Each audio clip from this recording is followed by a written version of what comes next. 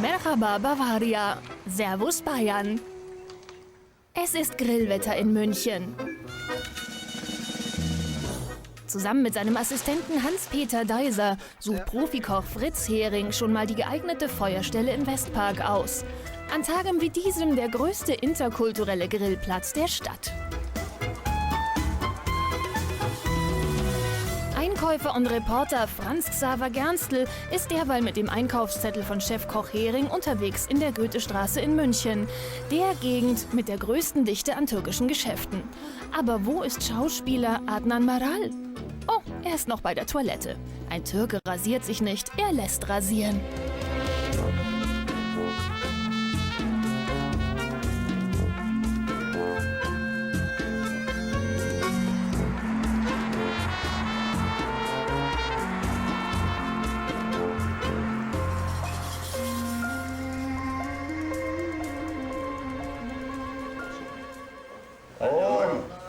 Franz! Alter Zirkel.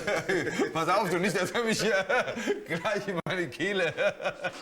Das ist Ercan. Hallo. Das ist Franz. Ich mach mich schön für dich. Ob das geht? Na warte. Was kostet so eine Rasur? Benden ne kadar alıyorsun şimdi? Sakat tıraş ne? 9 Euro. 9 Euro? Ja. 9 Euro. Ja, jeden Tag kann man das aber auch nicht machen, oder? Nee. Aber ich habe mir lieber einen Rasierapparat gekauft. Elektrisch. Elektrisch. Ach, hör auf, das geht doch gar nicht. Ja, geht schon. Das ist eher so eine Weltanschauungssache, ob man sich trocken oder nass rasiert. Gell? Und hör mal, es gibt ein Sprichwort auf Türkisch. Ja. Das heißt, die Nassrasierer sind die besseren Liebhaber. Ach was. Könnte ich denn auch rasiert werden noch? Er will auch ein besserer Liebhaber werden. Hör mal, Ercan, was sagst du? Kannst du das mit ihm machen?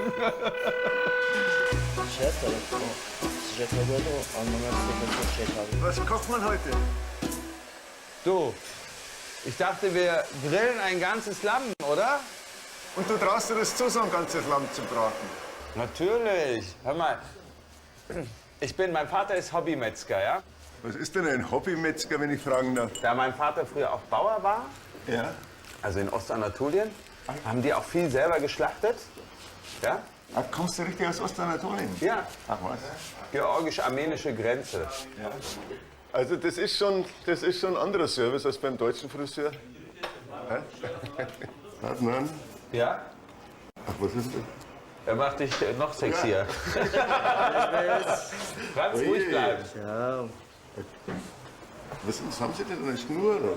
Mit der Schnur reißt er dir jetzt die Haare raus? Ach, herrlich. Lernen Sie sowas richtig, wenn Sie Friseur lernen? Ich? Ja, lernt man da auch so massieren und so? Ja, mach mal, ja, warum nicht? Schau, jetzt. Alles Neuer.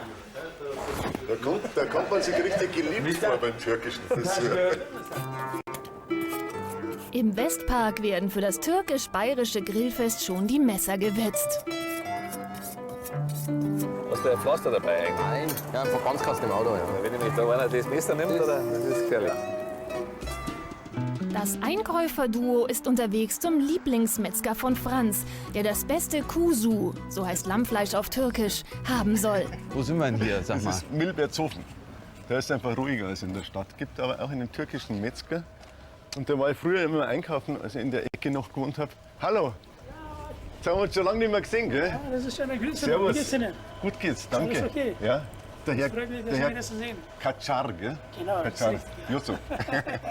Servus. Aber gerne. Und das ist der Adnan, mein türkischer Freund. Merhaba, memnun oldum. Hoş bulduk. Teşekkür ederim. Nasılsınız? İyiyim, sizden sormalı. Teşekkür ederim. Uğraşıyoruz, çalışıyoruz. Sağ olun. Kolay gelsin. Sağ olasın. Buyurun. Und er hat sich in den Kopf gesetzt, dass wir heute ein Lamm braten. Wir haben was Schönes da. Ja?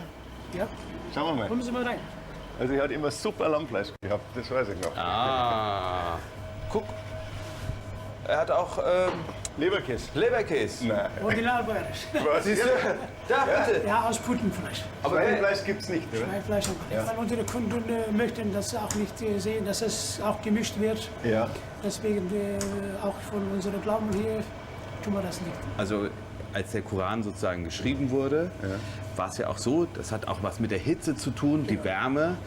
Schweinefleisch gilt auch als Krankheitsüberträger, da das ein fettes Fleisch ist. Und das in den warmen Regionen, gerade ich meine Türkei, auch im islamischen, also arabischen Ländern, das auch schnell verderblich war und dadurch auch die Krankheiten übertragen wurden, war das auch ein Grund, dass es verboten wurde. Also darum haben wir bei uns im Winter immer die Schweine geschlachtet und nicht im Sommer. Gell? Hat man das so gemacht? Ja, als das Kühlschränke noch nicht so verbreitet waren, hat man, oder die Hausschlachtungen hat es bei uns nur immer im Winter gegeben, nicht im Sommer. Aha, siehst du? Ja, und wo ist das Lamm? Jetzt unser Grilllamm, das Ganze? Oh, super! Toll! Willkommen! Von hier. Ja. Haha! Wir sind über Nacht jetzt mariniert. Schön den Knoblauch eingelegt, ja? Allerdings, das ist keine türkische Lamm, das ist original bayerische Lamm. Siehst du? Ja. Bayerisch-türkische Kochen. Das riecht aber gut. Aber wie lange braucht das jetzt, das Ding zum Grillen? Also gut 4 Stunden. 4 Stunden. Maximum, ja. Ja. Das wird auch sehr, sehr zart. Ja? Ja. Das können Sie jetzt schon sagen. Also ich bin gelernter Koch. Sie sind richtig Koch. Gelernter Koch. Wo haben Sie denn gekocht? Hier war ich zuletzt im Hilton Hotel. Im Hilton Grill war ich der zweite Küchenchef. Ja. Dann habe ich da aufgehört, dann bin ich zum Bogenhauser hochgegangen. Ich weiß nicht, ob Sie es Lauter, gehört haben. das ist eine ganz feine Adresse. Ja, da war ich 7 Jahre und dann das Schicksal hat gesagt, ich muss hier kommen. Es ist genauso, wie er gesagt hat, das Schicksal hat mich dann hierher gebracht. Das ist auch etwas, was man im Türkischen sagt. Ja? Also das Schicksal, Kısmet buymuş ya da Nasip buradaymış. Weißt du, man umschreibt das auch immer. Oder genauso, was auch spannend ist, wenn man irgendwo reinkommt, sagt man kolay gelsin, wenn jemand arbeitet. Ja, in der türkischen Sprache. Nachher können wir das auch Aber was heißt das, Kollegen, oder was? Nee, das heißt nicht Kollegen. Das heißt, möge es leicht von der Hand gehen. Um das, ich versuche es mal so zu übersetzen. Ja. Jetzt, Okay. jetzt packt man das Tier mal ein und kauft das Zubehör noch, oder? Ya, genau. Evet, Yusuf Usta süper olmuş. Çok güzel kokuyor. İnşallah sonra da grillimizde de öyle olacak. Değil mi? Fritz Hering. Servus, grüß dich, der Franz. Ja, Franz habe ich dir. Was seid ihr denn? Wir haben das jetzt gerade ein Lamm erlegt und eingelegt. Und das Ding wiegt aber 17 Kilo. Oh je. Hast du denn schon einen Grillplatz? Ja, du, ich habe jetzt alles schon aufgebaut, da einen Grillplatz haben wir auch schon da. Du, aber wenn das 17 Kilo ist, das dauert ewig, das sage ich dir gleich, da müsst du schnell kommen. Da müssen wir ein bisschen Gas geben. Aber was braucht man denn noch? Hast du einen Bedurf? Ja, ich habe mir jetzt gedacht, pass auf, Franz, also, weil wenn man das Lamm ist, das ist ja türkisch, logischerweise. Nein, das ist ja kein türkisches Lamm. Was ist dann für ein Lamm? Bayerisches. Also das Lamm ist bayerisch. Ja. Dann werden wir es ja türkisch würzen, das bayerische Lamm. Nein. Auch nicht. Das hat der Türke schon gemacht. Der hat schon eingeschmiert. Der türkische Metzger hat schon Löcher reingebohrt, hat Knoblauch reingesteckt und Rosmarin. Ja, das ist ja super. Also dann hat praktisch das bayerische Lamm, hat das der türkische Metzger türkisch gemacht. Ja. Und wir müssen es bloß mal fertig grillen. Ja. Wir kaufen jetzt Spinat und Bratkartoffeln. Aber wie viel? Du kaufst jetzt Spinat und Kartoffeln rein. Ja, nimm 5 Kilo Kartoffeln Ja. und 3 Kilo Spinat, wer es das lang. Ja, und welche Kartoffeln? Kartoffeln, ja, das nimm halt. Ja, was weiß ich, ich meine, ich habe jetzt normalerweise Siglinde Kartoffeln, aber das ist eigentlich wurscht. Siglinde hat er nicht, Annabelle hat er. Wie heißen die? Annabelle. Das ist ja wurscht, nimmst die Annabelle. Hört sich ganz gut an, das bringen wir schon hin. Ein bisschen Knoblauch kannst du mitnehmen. Blauen oder einen weißen? Fritz. Ja, blauen oder weiß? Immer dabei einen blauen oder weißen haben wir letztes Mal gehabt. Ja, ich habe einen blauen, aber er sagt, das wäre ein roter. Ja, ist ja wurscht. Aber nimm halt einmal, da probieren wir halt einmal aus, weil letztes Mal haben wir einen weißen gehabt, da probieren wir doch einmal aus. Was brauchst du? Du brauchst Petersilie. Ja, Petersilie brauchen wir auch. Ja, jetzt kaufen wir doch mal ein bisschen was ein. Jetzt gebe ich dir mal an Adnan, der wollte noch irgendwas von dir. Ja, ist recht. Möge es dir leicht von der Hand gehen. Du, Adnan, du musst an das Lamm drehen, oder? Ich muss das Lamm drehen. Ja, freilich. Tragen, meinst du? Zu dir. Du musst es tragen und drehen, weil du bist der Türke. Möge es dir leicht von der Hand gehen. Kolay gelsin. Bis gleich. Wie heißt das? Kolay gelsin. Kolay gelsin. Kolay gelsin. Geisit. Den Nachbarn kannst du dann sagen, Kolay gelsin. Kowai Geisin. Ja, super, Fritz. Hey, wisst ihr, Kowai Geisin, wisst ihr, was das heißt? Tschüss. Okay. Kolay gelsin. Kawaii-Geisin, ja. Ja, super. Bis gleich. Kawaii-Geisin. Also Adnan. Habe die Ehre, bis gleich. Habe die Ehre. Schau her. Kawaii-Geisin habe ich jetzt auch schon gelernt. Da. Hoppala, Achtung. Bist du aber geil, geil.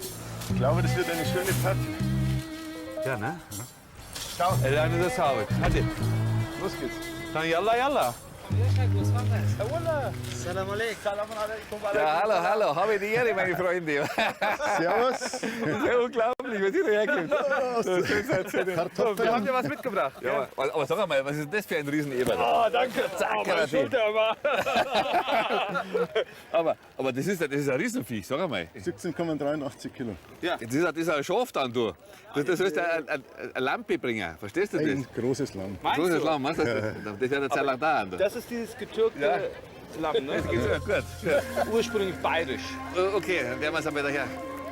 Der wir es gleich drauf, oder? Ja.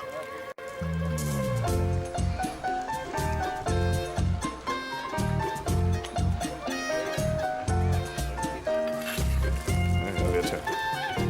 Dann drauf. Dann gehen wir lieber hier rein. Da gehst du rein. Schweinenetz hast du da dabei. Nein, ein Lammnetz. Passt. Wir müssen nur tiefer gehen. Zumindest von da. Na, wir nehmen einfach ein Messer, das schlechteste Messer und ich grabe ein Loch rein. 4 Köche, ein Grill und ein Problem. Das Lamm hängt zu hoch. Da heißt es, tiefer legen. Guck mal, ihr seid ja, das ist Bauunternehmen Gernstroh. Das ist ein Schienigal, dieser. Sag ich dir. Jetzt. Das kannst du deinen Enkel noch erzählen. Ja, eben. Wir können eigentlich jetzt die zwei mal arbeiten lassen, dass ihr einen habt und Anzünder dann. Ich dachte schon, da habt ihr was zu trinken. Ja, gut. Haben wir es richtig, oder? Jetzt haben wir gut herum. Fast. Ein bisschen kannst du da nicht schauen. Noch, gell? Hä? Oder langt das? Haut das hin so? Das haut hier. Das ist super. Das haut jetzt hier. Also jetzt so, dann machst du das Ding drüber. Schau her, das ist gut. Weißt du, hier für den Rücken. Aha. Das ist die Schmiere gleichzeitig, oder? Wir machen jetzt so ein saftiger Lammfett bleibt. Aber jetzt drauf, hast du das das- heißt so ein Netz, damit der Rücken hier nicht verbrannt ist, weil da ist nicht so viel Fleisch drauf. Also das ist ein ganz dünnes Fleisch. Ja, blöd ist nicht. Deshalb Mit dem Messer machen wir es hier. durch den Bauch durch. Genau. Kannst du es dann Aber eigentlich tu halt dann das Fett auf dem Rücken und nicht auf dem Bauch. Ja. Also auf alle Fälle schaut es gefährlich aus, oder? Die ganze Geschichte. Also da kannst du aber eigentlich sagen, dass das Lamm ist eigentlich das türkische Spofaki, oder? Wo ist das? Spofaki, ja. Oder kann man das Wie, so heißt, sagen? wie geht meinst das? Spofaki. Muss schon sagen. Spofaki. Ja. Du musst wahrscheinlich, das auch nicht. Schau mal. Jetzt tu doch Harz einmal ein. Kurz eingescheit. Stopp. Das reicht. Gut. Was magst denn du da? Ja, die Petersilie jetzt, weißt du, die haben wir dann oben drauf. Auf die Bratkartoffeln. Auf die Bratkartoffel, ja. Das ist nicht verkehrt. Ja. Was machen wir jetzt heute alles? Die Wir machen jetzt praktisch das Lamm, dann machen wir einen Rahmspinat dazu. Rahmspinat. Ja, da tut jetzt gerade den Spinat putzen. Hast du den schon putzt, Hast du oder? schon geputzt? Der Türke, oder? Ja, dann machen wir da einen Rahmspinat Ja. und dann die Bratkartoffel dazu und dann machen wir noch so eine scharfe Soße. danke. Weißt, das ist eigentlich, wie sagt man da, so eine Barbecue-Soße, aber das ist eigentlich eine scharfe Tomatensauce. Die kannst du also halt zu jedem Grillfleisch essen und Ja. so weiter. Weißt, hat am Grillfisch Ja. und das geht auch relativ einfach. Unser Metzger heute, der türkische, der hat auch Koch gelernt. Ja, Ja, ja. und der macht das Metzger. Ja, der ist dann das Schicksal, hat ihn nach Milbertshofen getrieben, hat er gesagt. Wahrscheinlich irgendeine Frau oder was. Ja. Und jetzt betreibt er mit seinem Bruder zusammen einen Laden. Der Bruder macht Gemüse und er macht Fleisch. Und er macht das richtig türkisch Metzger, weißt du da, oder? Ja, der hat also zum Beispiel kein Schweinefleisch. Du, Adrian, ist mal ehrlich, isst du gelegentlich mal Schweinefleisch oder Graus? Ja. Ja, doch. Ja, Ja, schmeckt ab dir und das, zu. oder? Also Schinken, ich kann doch einen Serrano-Schinken nicht den Rücken kehren, hör mal. Stimmt, ja. Da muss man noch ran. Aber, da aber muss du, man du zum Beispiel, du bist ja Moslem, oder? ja, ich bin auch Moslem. Aber du trinkst ja auch mehr halbe, habe ich schon gesehen, oder? Das ist Ja, klar. Also, das ist auch nicht schlimm, Aber der oder? Türke an sich trinkt ja auch gerne Raki. Ja, so, Also Löwenmilch. Im Volksmund heißt es Löwenmilch. Und das ist ja auch Alkohol. Ja, ja. Das ist auch wieder wie bei uns auch.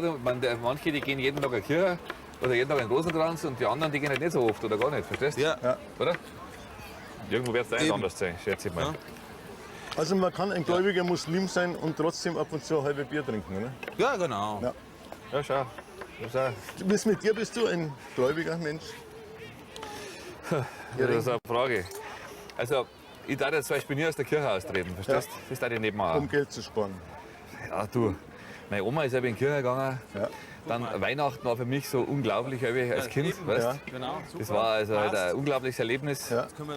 Dann auch diese, was ich geliebt habe als Kind, waren so Versionen. Ja. Das war für mich also ein richtiger Höhepunkt. Und aus diesen Kindheitserinnerungen raus, soll ich sagen, Ich nur Hannem. ja, Chai bleib ich dabei. Ja. Ja, aber glaubst du jetzt an einen Gott? Also ist es so. Also wenn es mir jetzt so schlecht geht, dann darf ich hundertprozentig beten. Dann darf ich mir denken, hilf mir, ja. Da, dann darf ich zu Gott beten. Ja. Dann darf ich nicht mehr nachdenken, ob es einen gibt oder nicht. Verstehst du? Dann darf ich halt einfach Sicherheitshalber. hundertprozentig alles runterbeten, was mir einfällt. Also das ist klar. Ja. Und deswegen hat der Laschet, der glaube ich, auch diese Berechtigung, weil einfach halt. Gut, das ist halt der Halt, halt, den was du dann hast. Ja. Und vielleicht funktioniert es dann doch. Ja. Das hat schon was für sich dann. Ja. Aber die Nachbarn kommen. Nachbarn kommen. Wir würden jetzt Tee trinken statt Kaffee. Geht das nachher vielleicht den Kaffee? Was sind wir zum Tee eingeladen? Ja. Das würden wir natürlich nie ablehnen. Das ist sehr stark jetzt. Der riecht aber schon gut. Ja. Aber da kommt nur so wenig rein. Du, der ist so stark. Also ich nimm den hier. Das ist gut. Müssen wir da Zucker rein? Das ist der Grund auch, warum der Türke so viel Zucker in den Tee nimmt. Weil er so bitter ist. Ja, weil er so bitter ist. Wasser müssen Sie noch rein tun? Muss man da rein machen, oder? Ja, ja, na klar. Ja. Und warum macht man das so? Warum macht man diese Essenz extra und tut es dann wieder mit? Das ist nicht Essenz. Das ist ein Sud. Genau. Die Idee ist, weißt du, dass du einen Sud hast und dass du dann die Stärke regulieren kannst. Du kannst dann sagen, ich will einen starken oder weniger starken. Oder mittelstark. Weißt du, das ist die Idee. Dann kannst du es immer variieren, ob du einen starken Tee oder weniger stark. Seid ihr öfter hier zum Grillen? Ja. Ja. Und da geht immer die ganze Familie mit, oder wisst ihr? Ja, okay. Ja? Das ist irgendwie bei den türkischen Familien anders. Also die machen viel mehr zusammen als deutsche Familien. Bei uns oder? ist der Zusammenhalt da eben. Ja. Genau. Es wird viel unternommen eben. Aha. Genau. Es wird gegrillt. Also mir war mit Familie irgendwas tun dann immer peinlich, wenn ich so 16, 18 gewesen bin. Achso, nee, das Gefühl ist dann nicht so peinlich. Ich glaube, das gibt's nicht. Habt ihr da deutsche Ärmel dabei beim Grillen? Nein, haben wir leider nicht. Habt ihr nicht dabei? Aber ihr seid doch. Ja, wir sind erst da, freilich. Und wie geht's unserem Land? So, dem geht's auch nicht schlecht, schau her. Ja, schaut aus wie der Händler, wie der Gicker. Ich habe auch schon mit so einem Elektrodings und so, das war alles nichts. Systemgrill, oder? Das ist das beste System. Systemgrill. Das ist schon wieder wirklich so wie früher noch. So die alten Indianer, die haben auch so Grills gehabt, oder? Ja? Also, der Hans-Peter hilft mir auch hier. Wir machen den Hirtensalat. Dazu haben wir Lauchzwiebeln, müssen wir klein schneiden. Ganz wichtig beim Hirtensalat ist, dass wirklich alles in Würfeln geschnitten wird. Ja? Da kommen rein Lauchzwiebeln, Tomaten. Das gar nicht her. Wir haben schon Gurken klein geschnitten, auch in Würfel. Dazu kommen noch spitze Paprika, grüne und mittelscharfe spitze Paprika. Dann kommt da noch rein Blattpetersilie. Und die Soße, also die Salatsoße wird dann mit Olivenöl und Zitrone frisch gepresster, die wir drauf träufeln. Und das war's. Dann ist der Hirtensalat fertig. Jalla, jalla. Also ich schneide jetzt auf Anweisung von Fritz die Zwiebeln so halbwegs klein, weiß aber nicht genau warum. Das muss der Fritz sagen. Ja, weißt du so? das haben wir gesagt, machen wir die scharfe Soße draus. Weißt du, das ist du klar? Ja. Die kommt dann da rein, Ja, einen Honig dazu ja, und einen Knoblauch dazu. okay. Verstehst du? Und dann werden wir das richtig schön karamellisieren. Ja.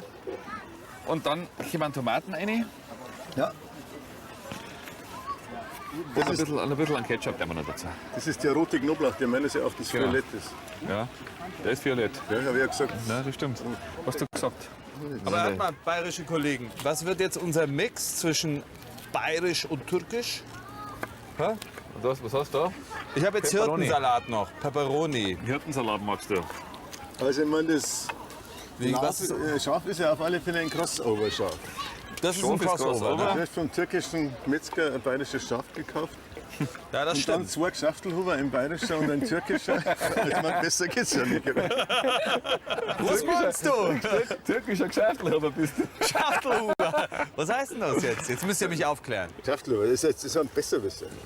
Die bayerische Sprache ist manchmal so schlampig, aber ich glaube die türkische auch, oder? Ja, wenn du Dialekt sprichst. Ja, wir können es Dann ja ja. nicht anders. Ja, eben. Wir können ja nicht Hochdeutsch. daher. Wir könnten nicht in Nein, wir geben es nicht. Das merke ich wirklich. Aber du bist ja gerne in Bayern, oder, Adnan? Also, das habe ich ja öfter gesagt. Also ich mag Bayern sehr. Ja, ich mag eben. auch die Küche. Ich mag auch die Lebensart. Eben. Und das kommt, sag ich mal, meinem Lebensgefühl auch sehr nah. Also einfach so Das dieses stimmt, südliche. Du hast ja eine bayerische Lebensart drauf, das muss man Ja. dir schon lassen. Du bist ja vom Naturell her, oder Franz? Keine Ahnung, was ist das, die bayerische Lebensart? Dann, weißt du, was dir einfällt? Da fällt mir einfach ein, so also eine Hausbank, weißt du, vor dem Bahnhof oder vor dem Haus, eine Hausbank, ein Tragel Bier drunter, weißt du? Das ist Da hocken und blöd schauen. oder? blöd schauen, genau. Ja. Das ist für mich, Das ist aber ehrlich. das ist für mich ein göttliches Gefühl.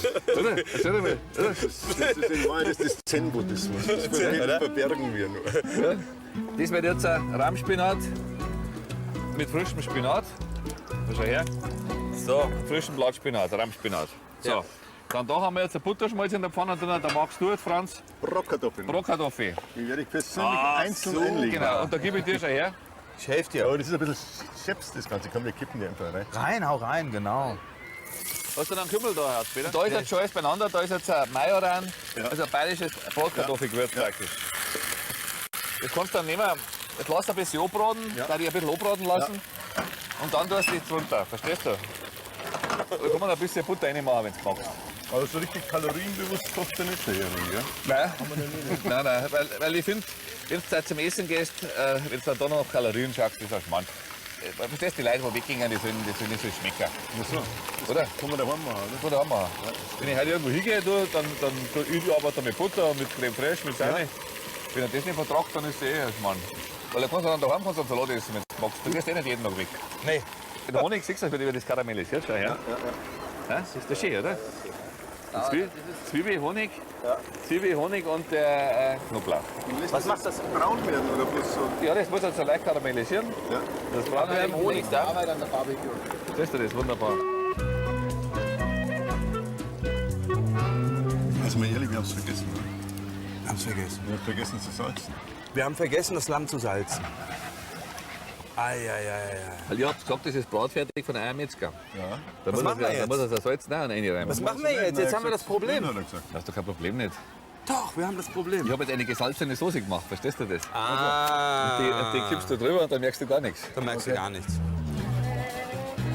So, So, haben wir es dann gleich, gell? jetzt haben wir es eh gleich. Da schärfst du noch mitten einer da. Einfach auf den Haft, ne? Alle, oder? Und unsere Gäste sind da. Jetzt schaut's her. Oh, lala. Hey, lauter Mädels. Türkisch schon, oder mit Hand. Und ihr sprecht alle Türkisch. Der Clasher, er ist ein Punker schon, ja? Clash. Also wir haben so ein orientalisches Essgelage da hergerichtet und ihr müsst da jetzt einfach hinsetzen und wir bringen das an. Okay? Siehst du, hier, das sind die Türkologen. Die wissen, dass man nicht ab den mit Schuhen. Das sind ja Gäste, die brauchen. Das ist doch schon wunderbar, oder? Das ist super. Gut, du musst aber die nächsten von da unten was aus, oder? Ja, aber schaut gut aus. Die heutigen Gäste kennen sich aus mit türkischer Kultur. Studenten der LMU München, Fachbereich Turkologie. So schmeckt's. Afiyet olsun. Schmeckt's euch denn? Schmeckt's euch, ja? Ja, wir waren uns nicht so ganz sicher, ob es kann. Aber jetzt haben wir es ja hingekriegt. Was würdet ihr vermuten, wie lange hat es gebraucht? 4 Stunden. Wie? 4 Stunden. Haben wir jetzt gebraucht? 4 Stunden, von 2 bis 6. Ja. Und jetzt haben wir uns die ganze Zeit schon gefragt, was Turkologie ist. Ist Geschichte, Kultur und Sprache Ja. des Nahen Orients und der Türkei, jetzigen, heutigen Türkei. Ja. Das schließt aber auch den ganzen Orient mit ein, das alte Osmanische Reich mit ein, das heutige Iran mit ein. Also es beschränkt sich nicht nur auf die Türkei, Ja. sondern auf die ganzen, was man heute den Orient bezeichnet. Die Kulturgeschichte, die Geschichte allgemein, Ja. die sprachliche Gestaltung, die Vielfalt in den Sprachen, Ja. solche Sachen.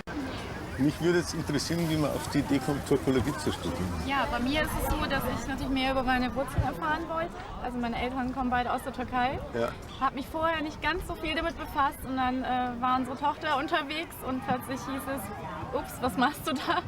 Da hast du mehr Verantwortung, wenn das Kind da ist. Und was willst du dem Kind eigentlich beibringen? Also Sie waren eigentlich mehr erstmal eine Deutsche, weil Sie in Deutschland Nein, geboren schon immer beides. Also schon sehr traditionell aufgewachsen, aber weiß nicht, zeitweise im Teenie-Alter hat man das vielleicht etwas verdrängt, weil bei mir kommen optisch jetzt nicht schlagartig drauf, dass ich unbedingt Türkin bin, sondern da wird halt gerätselt, ob Griechin oder doch Deutsche. Und der Vater Ihres Kindes?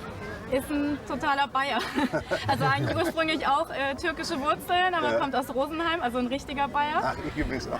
Ja, also der kann auch Bayerisch. Also eigentlich bringen wir unserer Tochter auch 3 Sprachen bei, mindestens. Und wann ist man denn Deutscher und wann ist Ich man... bin Deutsch-Türkin, würde ich sagen. Ja. Ich weiß nicht, man muss sich ja nicht entscheiden. Ich mag das immer nicht, wenn man sagt, du bist das oder du bist jenes. Ja. Ich bin mehr als nur Türkin. Nur Türkin, wenn man es in Anführungszeichen stellt. Also wenn man Türkin zu Ihnen sagt, sagen Sie, hoppla, ich bin aber Deutsche. Und, Richtig. Und wenn man Deutsche zu Ihnen sagt, sagen Sie, ich bin aber auch... Hoppla, ich bin auch Türkin. Ja. Also auch, immer das auch. Ja. Ich mag diese Entscheiden. Ich glaube, vielleicht geht es vielen hier bestimmt so. Man muss sich im Leben nicht auf sowas entscheiden. Man ist so viel mehr. Ich bin auch Bayerin, ich bin Münchner Kindl. Ich bin so viel mehr wie nur Türkin oder nur Deutsche. Wobei ich muss schon sagen, so bei den jungen Leuten, gell, also ich arbeite ja jetzt auch viel mit jungen Leuten zusammen, da schon in der Gastronomie. Das ist also ich habe so das Empfinden, dass das zum Beispiel danach geht, aber sagt, so, du bist der Bayer, ja, du bist jetzt aus dem Osten und du bist aus der Türkei. Ja. Also das ist eigentlich wurscht, verstehst?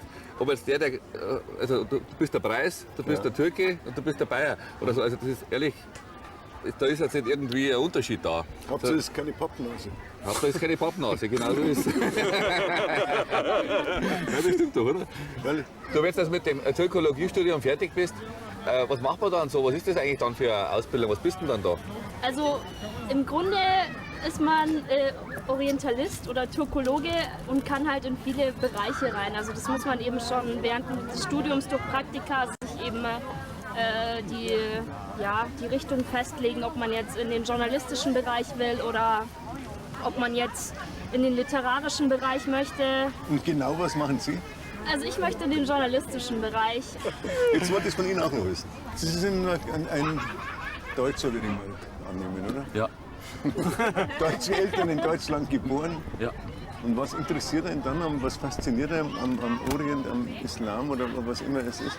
Es war einfach so, irgendwie sucht man vor allem in der Jugend irgendwie so ein bisschen nach dem anderen einfach. Alles, was anders ist als das, was man hat. Und ich bin halt dann irgendwann im Nahen Orient gelandet und bin da auch geblieben, kulturell sozusagen. Ja. Fallen dir die Frauen vom Orient besser als wir die Deutschen? Oder? Sag nicht Ja, das ist typabhängig. Ich darf jetzt nichts Falsches sagen, wenn meine Freundin Deutsche ist, aber kann man jetzt nicht so pauschalisieren. Es gibt hübsche Deutsche und es gibt hübsche Türkinnen, also... Der könnte mal Diplomat werden vielleicht. Das ist übrigens auch eine Option, die Diplomatenlaufbahn. Ja. Also viele, die abgehen von unserer Fakultät, machen sowas in die Richtung Auswärtiges Amt, Diplomatie, Politik, das ist eigentlich auch immer eine gute Option. Was kann man denn machen, dass die Bayern, und muss man machen, dass die Deutschen und die Türken irgendwie sich besser verstehen? Ja, das tun sie doch schon. Das ist ganz klar, man geht essen gern, man hat türkische Freunde, man sitzt mit denen zusammen, man hat deutsche, indische Freunde. Ich finde, die Deutschen und Türken verstehen sich sehr, sehr gut und die haben sich auch sehr gern. Guck, wir machen das absolut Richtige. Ja. Und Franz, Lida, also wir kaufen uns ein Auto bloß beim Türken, oder?